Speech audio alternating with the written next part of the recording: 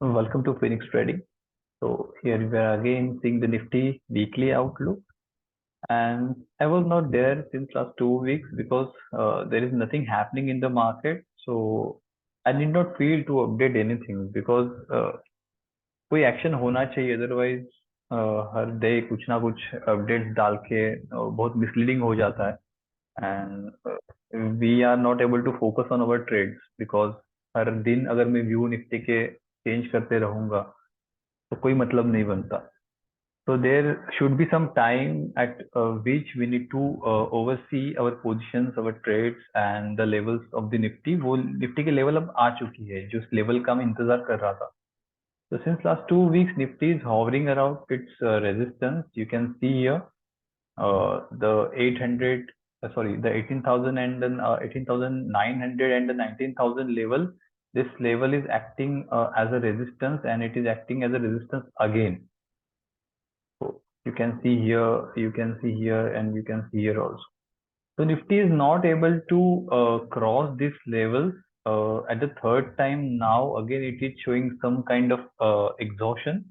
But at the same time, we need to focus that the lows of the Nifty are now heading towards higher. सबसे पहले जब यहाँ से एक resistance Nifty को आया था, निफ्टी जब higher high higher low lower high lower low structure करके नीचे आया था, उसके बाद उसने एक थोड़ी सी अपवर्ड मूवमेंट दिखाई थी और यहाँ पे एक head and inverted head and shoulder kind of pattern अब निफ्टी बना रहा है. तो दिस लोज के नीचे वीकली क्लोज अपना नहीं मिला, वहां से निफ्टी ने एक बाउंस दिया था. तो यहाँ से मैंने अगर एक ट्रेंड लाइन ड्रॉ की है, तो अगर यहाँ से फिर से अगर भी फॉल आ जाता है तो भी मेरे ख्याल से 17,900 से लेके 18,000 के आसपास अगेन निफ्टी एक सपोर्ट ले सकता है. दिस इज 17,900 लेवल जो है वो यहाँ से एक निफ्टी फिर से व्हाट वी कैन से कि एक सपोर्ट ले सकता है कि अगर यहाँ से कॉल भी आ जाता है तो and it can again headed towards its resistance. तो क्या होगा, ये मल्टीपल शोल्डर्स एंड ये मल्टीपल यहाँ पे भी मल्टीपल शोल्डर्स बन जाएंगे और एक बड़ा ब्रेकआउट हमें मार्केट में देखने को मिल सकता है. तो अगर यहाँ से फॉल भी आता है अभी, तो भी मेरे ख्याल से लगता नहीं मुझे कि ज्यादा वो फॉल गहरा आएगा. वन मोर थिंग कि अगर छोटी छोटी सपोर्ट की हम लोग बात करें इन बिटवीन, तो हम लोग को देखा जाएगा कि एक फर्स्ट हम लोग यहाँ से ऑब्जर्व करते हैं कि यहाँ पे एक निफ्टी ने अच्छी वीकली कैंडल बनाई थी, उसके बाद उसके 2 वीक्स ने उसको एक नलीफाई कर दिया ये एक्शन को. और जो ये जो एक चीज थी, ये जो सपोर्ट था, राइट, ये सपोर्ट देन रेजिस्टेंस का काम करने लगा. यहाँ से निफ्टी को एक रेजिस्टेंस आया, यहाँ से फिर से एक नीचे चला गया, फिर उसने वो रेजिस्टेंस तोड़ा, राइट. तो ये लेवल जो थी, ये लेवल एग्जैक्टली जो मैच कर रही है अपनी जो ट्रेंड लाइन की लेवल आ रही. ओके, तो this is number one important support जो है वो लॉन्ग टर्म सपोर्ट जो रहेगा वो मेरे ख्याल से 17,900 रहेगा मार्केट का. ठीक है, तो यहाँ पे मैं एक लाइन मार देता हूँ फॉर योर अंडरस्टैंडिंग. ये जो लो था, ये वीकली लो जो लो था, इसका कलर थोड़ा सा हम चेंज करते हैं, थोड़ा तो लाइन को थिक करते हैं. ठीक,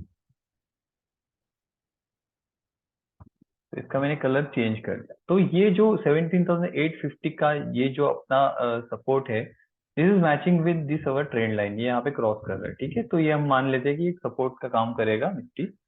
सेकेंड थिंग निफ्टी ने यहाँ से इनसाइड कैंडल बनाई थी. If you can see this portion, इसके अंदर एक रेड कैंडल बनी थी, like is a negative candle.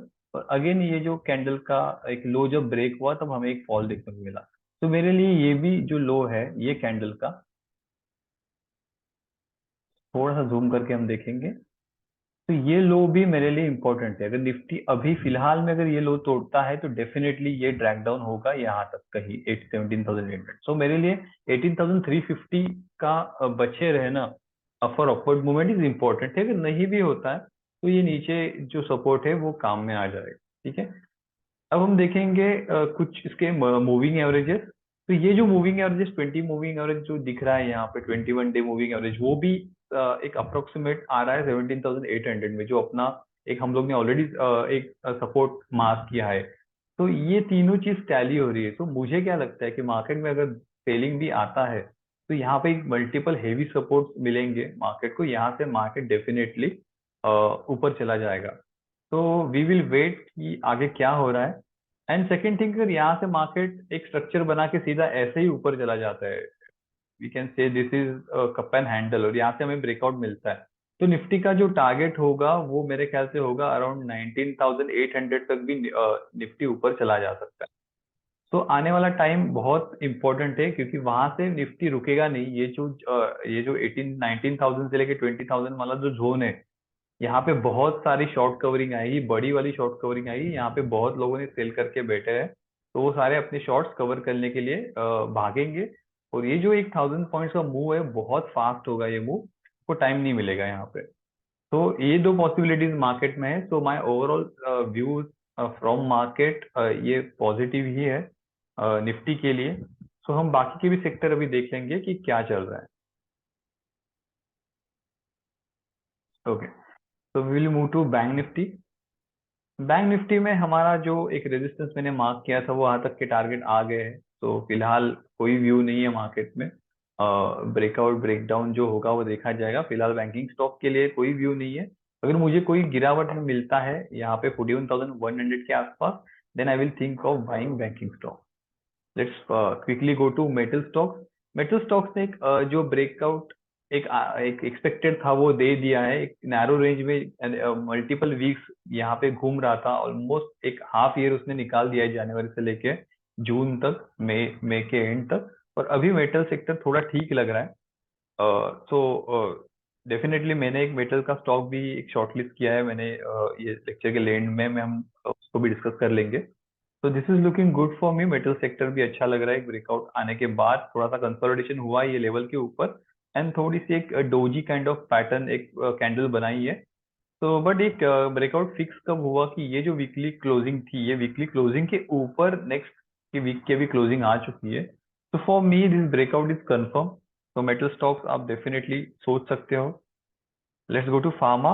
Pharma ने एक ब्रेकआउट डेफिनेटली दिया था, बट एक निगेटिव कैंडल फिर से बनी है।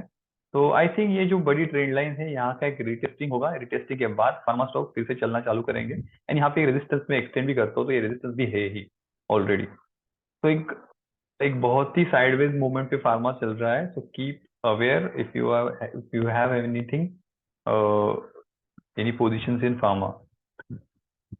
Then there is a FMCG sector. FMCG sector बहुत वन वे चल चुका है, so might it will take some halt now, because बहुत ही ज्यादा एक एक वर्टिकल मूवमेंट से चल चुका है। सो मेरे ख्याल से ये डेफिनेटली यहाँ तक एक आके फिर से करेक्शन देके बाद में यहाँ पे कंसोलिडेशन मोड में चला जाएगा। ठीक है। सो मेरे ख्याल से अभी एफएमसीजी से थोड़ा सा दूर रहिएगा। और सेफ अगर आपकी बेट से आईटीसी, देन मैंने मल्टीपल टाइम्स कहा था हिंदुस्तान यूनिलीवर, तो वो स्टॉक में आप गिरावट में एडिशन कर सकते हो। फिलहाल कोई व्यू नहीं है नया खरीदी खरीदी का एफएमसीजी में। यहाँ पे अगर गिरता है कोई, गिरावट में मुझे अगर मिलता है, then definitely I will think of it. Next sector है small cap sector. Small cap sector ये continuously each week a higher low, sorry, higher closing देते जा रहा है सिंस मार्च 23। ठीक है। तो कंटिन्यूस अगर इतने वीक्स अगर हायर क्लोजिंग दे रहा है, तो डेफिनेटली कहीं ना कहीं ये रुकेगा। और ये रुकेगा तो मेरे ख्याल से करेक्शन एक देगा छोटी, एक तो यहाँ तक के एक गिरावट बन सकती है स्मॉल कैप में। तो आई एम वेटिंग कि हेल्दी गिरावट हो या टाइम वाइज करेक्शन हो, बिकॉज बहुत वन वे चल चुका है, it is almost heading towards it's all time high.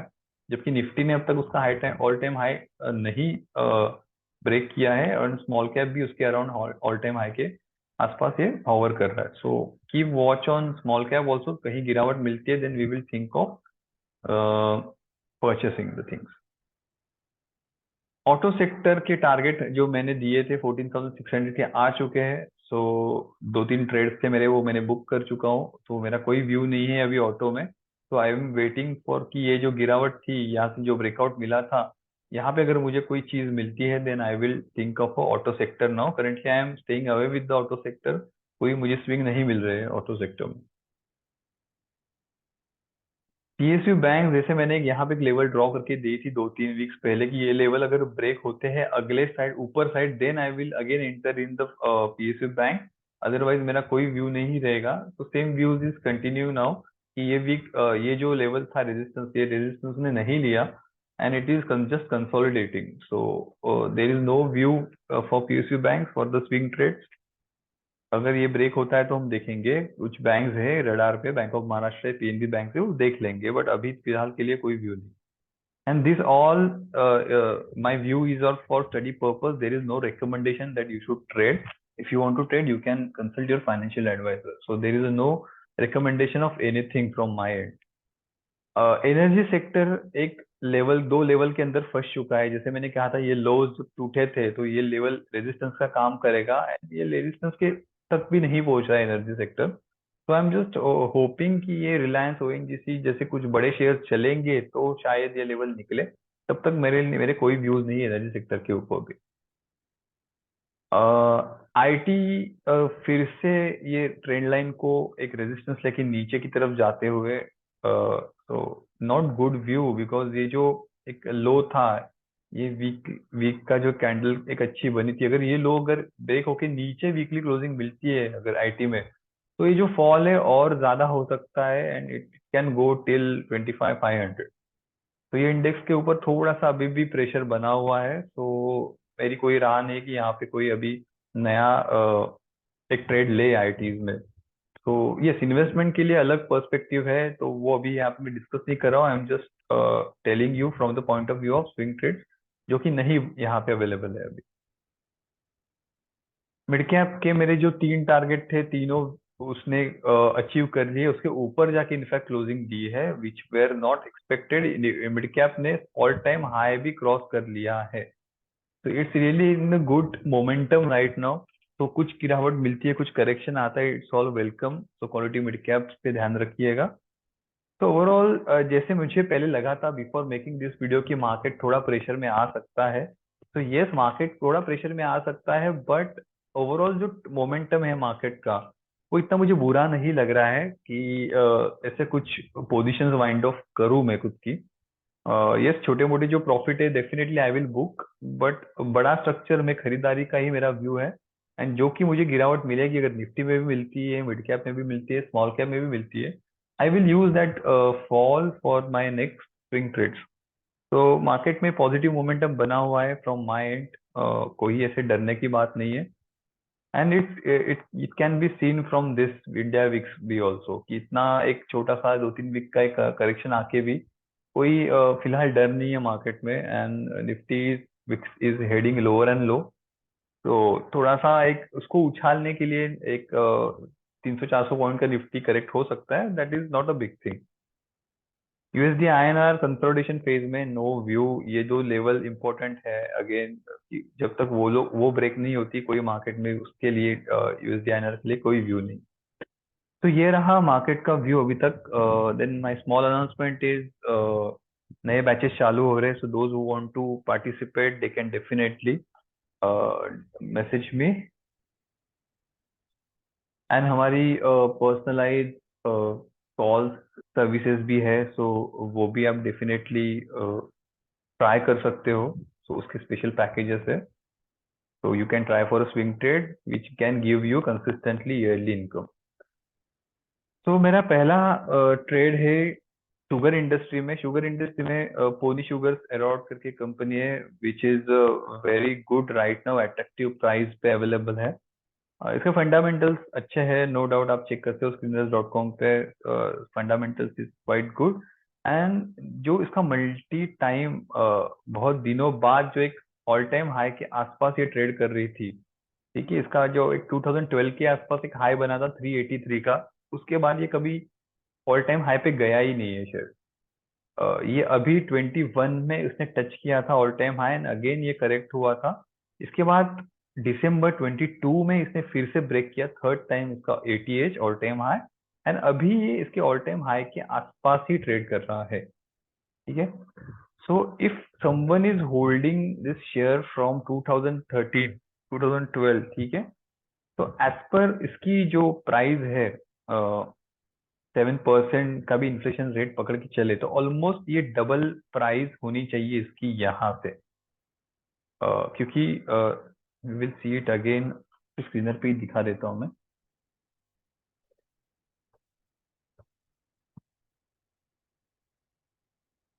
Sugar, ठीक है.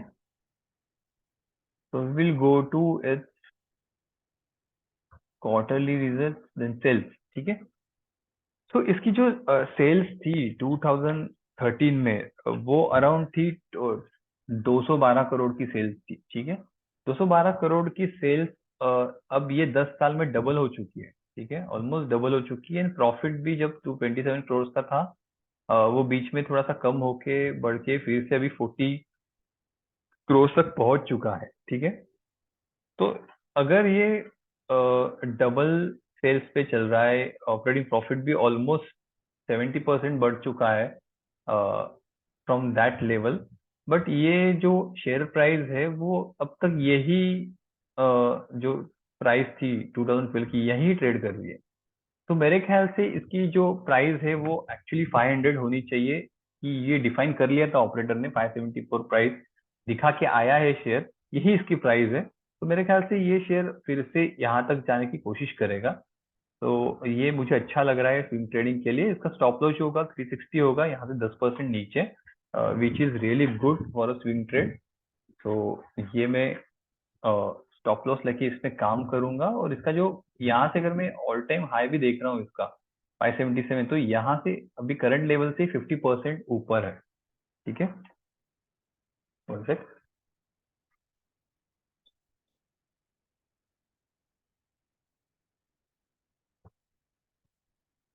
Will draw from here to here.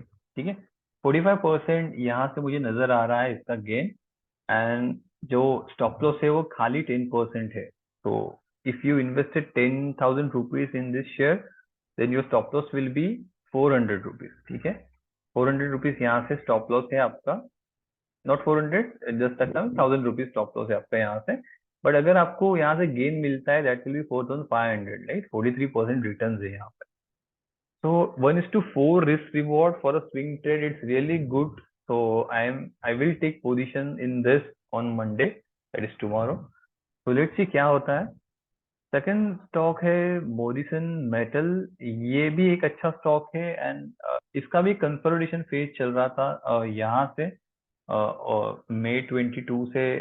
अभी ये मई 23 भी क्रॉस हो गया. तो ऑलमोस्ट एक साल ये स्टॉक 73 लेवल से लेके 50 लेवल के बीच में ट्रेड कर रहा है. एंड अगेन इसको मैं अगर जूम करता हूँ, ठीक है, तो एक बड़ा यहाँ से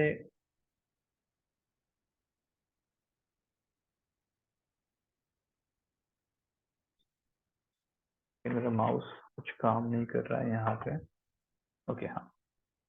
तो ये जो एक head and shoulder kind of pattern बन चुका था, तो ये एक ऊपर की लेवल 80 रुपीज की लेवल मेरे लिए बहुत इंपॉर्टेंट है. राइट. अगर ये लेवल ब्रेक होती है तो एक बड़े इसके टारगेट के लिए शेयर निकल जाएगा. तो थोड़ा सा जूम आउट कर लेते हैं हम लोग. राइट. तो ये जो रेजिस्टेंस है, ये रेजिस्टेंस के आसपास ही ये ट्रेड कर रहा है. तो इसको अभी खरीदिए मत. मेरी सलाह होगी कि अगर 78-80 रुपीज के ऊपर ये वीकली में क्लोजिंग देता है, राइट, ऐसे कोई कैंडल बन के अगर क्लोज आता है, उसके बाद फिर से करेक्शन आएगा 79, शायद ये 85 तक भी चला जाए. उसके बाद अगर आपको 80 रुपीज के आसपास ये बेस बना के मिलता है, तब इस पे खरीदारी कीजिएगा. और अभी खरीदारी करनी होगी, देन रिस्की प्लेयर डेफिनेटली अभी भी एंटर कर सकते हो 73 प्राइस में. और इसका जो स्टॉप लॉस होगा, ये वीकली का जो इनसाइड कैंडल है उसका नीचे का लो 65 रुपीज, ये इसका स्टॉप लॉस होगा. सो यहाँ से करंट मार्केट प्राइस से मेरा स्टॉप लॉस लेवल है 10%. अगेन पोनी रोड में भी मेरा 10 का था, यहाँ पे भी मैं 10% स्टॉप लॉस ले रहा हूँ, which is very healthy in swing trading. 10-10 के स्टॉप लॉस से मैं काम करता हूँ. बट अगर इसका स्टॉप टारगेट होगा तो यहाँ से 30% का टारगेट होगा, which is 1:3 risk reward ratio. और अगर ये भी ब्रेक कर जाता है और यहाँ पे सस्टेन होता है, तो ये जो रेंज है, राइट, ये जो रेंज है, ये रेंज अगर मैं यहाँ पे रखता हूँ, तो ये 165 तक चला जाएगा, which is more than double from this level. Almost 123% का गेन यहाँ से मुझे नजर आ रहा है इस स्टॉक में. ठीक है. तो अगर कुछ चीज कंसोलिडेशन हो रही है फ्रॉम, वी कैन से मार्च 21, यहाँ पे वॉल्यूम भी देखो आप, तो बहुत तगड़ा वॉल्यूम के बाद ये स्टॉक एक कंसोलिडेशन फेज में चला जा रहा है. तो ये फटेगा तो बहुत जोरदार फटेगा. ठीक है. So keep watch on it, and your stop losses will be your saviours, right? तो स्टॉप लॉस के साथ काम करें इसमें, एंड क्वांटिटी कम रखे। If you don't want to play stop loss, तो मेरे ख्याल से अगर जिनको स्टॉप लॉस से प्रॉब्लम होती है, 10 तक का स्टॉप लॉस नहीं रखना है, तो they can take only 4% of their capital. कि अगर वो जीरो भी हो जाता है यहाँ से, तो भी अपने ओवरऑल कैपिटल का सिर्फ 4% लूज करेंगे आप। तो दैट वो भी एक अच्छी स्ट्रैटेजी है। पर्सनली मैं वही स्ट्रैटेजी से काम करता हूँ। तो अगर आप देखोगे तो मोमेंटस होल्डिंग काफी अच्छी है। स्टॉक पी रेशियो भी है इसका, आरओसी 10% से काम कर रहे हैं लोग। तो अर्निंग पर शेयर अच्छा है, डेप्ट टू इक्विटी वेरी लो है। इट मीन्स ये डेप्ट फ्री कंपनी है, तो which is really good. See, almost डेप्ट फ्री, राइट? सेल्स अगर इसके देखेंगे तो हाईएस्ट एवर सेल्स है, नॉट हाईएस्ट एवर, मार्च 22 में 99 करोड़ का सेल्स किया था इन्होंने।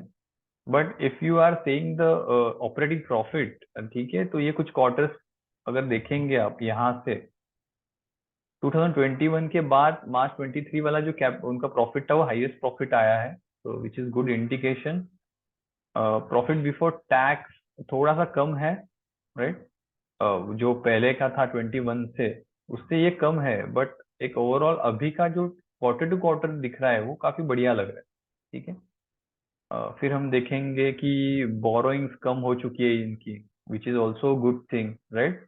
यहाँ से 22 करोड़ की जो बोरोइंग थी, हार्डली अब 5 करोड़ पे आ चुकी है, तो ऑलमोस्ट डेट फ्री हो चुकी है। At the same time reserve जो है कंपनी के, वो हाईएस्ट एवर रिजर्व है अभी। ठीक है। फिक्स असेट्स बढ़ चुके हैं। एंड यस, अगर यहाँ पे जो मैंने बोला प्रॉफिट कम क्यों आया है, तो मे बी ये हो सकता है कि उनका करंट वर्किंग प्लान्स जो है, वो सडनली 10 करोड़ के वर्किंग प्लान्स दिख रहे हैं। तो कुछ तो इनका प्रोजेक्ट बढ़ चुका है, तो उसमें एक्सपेंडिचर बढ़ा होगा इनका, राइट? तो ये भी एक अच्छी चीज है। एंड शेयर होल्डिंग पैटर्न देखेंगे तो एफआईआई का कुछ खास इनमें है नहीं, पब्लिक के पास ही सारा पैसा है। तो बड़े प्लेयर यहाँ पे एंटर्ड है, ये मोदी उनकी कंपनी है, सो प्रोमोटर्स प्लस पब्लिक उनके पास ज्यादा पैसा है, राइट? तो यू कैन सी हियर। तो ये मैंने मोटा मोटी आपको दिखा दिया। तो मेरे ख्याल से keep watch on this share, कुछ कम कम क्वांटिटी में खरीद लीजिएगा। तो मेरे मंडे के लिए मैं ये दो शेयर्स में एंटर कर रहा हूँ with my own risk management system. तो definitely that's it for this week. अगले वीक मिलते हैं अगर कुछ अपडेट्स होते हैं तो। And if anyone wants to apply और wants to opt for all services from Phoenix trading, they can definitely message me. So yes, take care. That's it. Thank you for watching. Have a nice week ahead.